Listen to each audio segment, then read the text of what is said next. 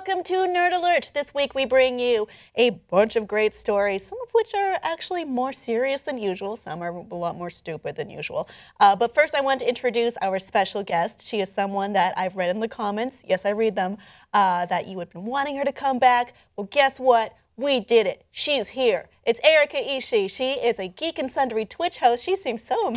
Did people say that? Yes. They said they wanted me Bring back? her back. Oh I my like God. her. She was a good one. Hi guys, thank you. Hey everyone. Oh. So thanks for coming back, Erika. You're working on various new shows even on Geek and Sundry. Let's go over them just real quick. Oh yeah, I've got 4 shows on Geek and Sundry right now. We have programming all week, variety programming. The shows that I'm on are Back to School, which is where we interview an indie developer and talk about video games and play AAA releases. And then I'm on Concession Stand, where we talk about movies, Group Hug, where we role-play hero clicks, and Gather Your Party, which is kind of like just a party at the end of the week. All right. So we're gonna talk. So you wouldn't know it from that fun list of shows, but Erika actually is pretty damn smart too, and I'm sure she has things to say on this first story we're going to talk about. It does involve gaming, but it also involves a very serious matter, and this, of course, is the terrorist attacks that had happened in Paris last week, leaving at least 129 people dead. Now, over the weekend, there were some rumors started as to how this could have happened. How were these people communicating with each other and planning things? And from that emerged a pretty baseless rumor that the PlayStation 4 was used to communicate between each other. I say baseless because there is actually no evidence on how this happened. It is possible, but it's also probably or perhaps not an actuality in this case.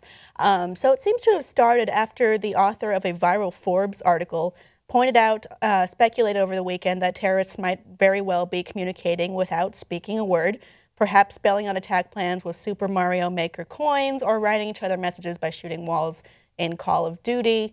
And then this was, so I think the Belgian Interior Minister also is discussing, you know, it's possible to communicate over this, this medium. And that, but however, when he commented this was not related to the Paris attacks. Yeah, that actually, he made those comments 3 days or a couple days before the attacks, and there's really absolutely no basis for these accusations to be made at all. It's nothing, like there's literally zero information that they have. And it's kind of infuriating because you see people like taking off with these as if they're fact.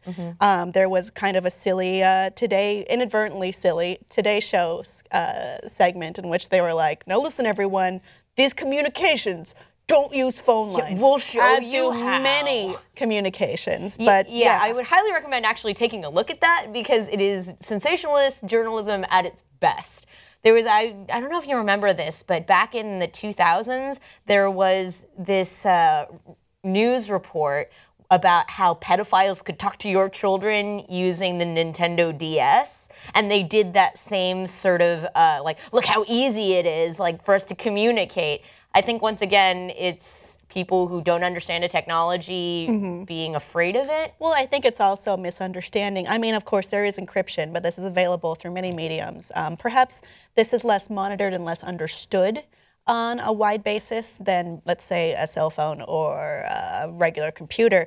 Julian Sanchez, a senior fellow at the Cato Institute and an expert in surveillance, says there's no end-to-end encryption of user communication on the PlayStation 4, though Sony has not really been clear in how far they monitor and how far they report to the law enforcement. That's right. It's, if you think about it, there's more monitoring for cell phone use or for regular internet use just because more people use it for communication. PS4 isn't a widely spread use of communication, mode of communication, and I mean, it's not like they don't have the ability to monitor it. They do. They actually do. It says in the user agreements that they will monitor you and kick you if you use, you know, hateful language or things like that. So they have the ability to look at whatever's being said. So, I mean, I'm sure they would cooperate with police if it came to that. It seems like they've given themselves the out to do so, if necessary. So while some people posited that it is possible, this is still not a credible argument, or not a credible report, rather. And then furthermore, security experts were saying there isn't the right kind of encryption on this.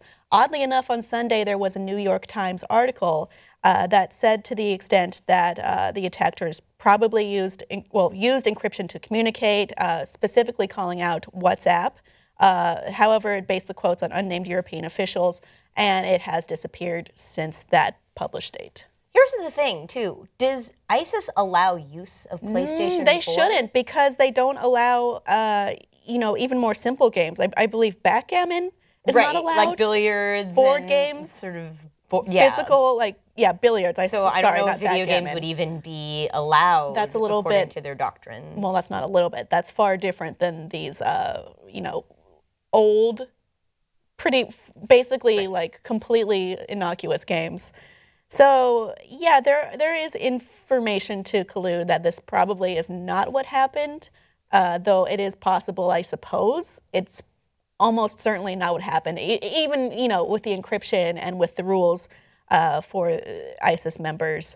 It is possible. WhatsApp does encrypt between Android phones and what have you, but you will remember earlier this year, some alleged terrorists in Belgium were arrested based on communication that was found via WhatsApp, and the metadata, at least, is readily available.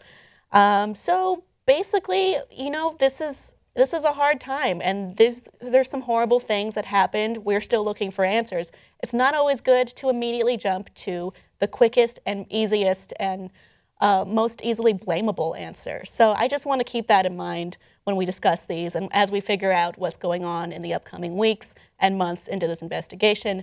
Please let us know what you think below in the comments, and like and subscribe for more.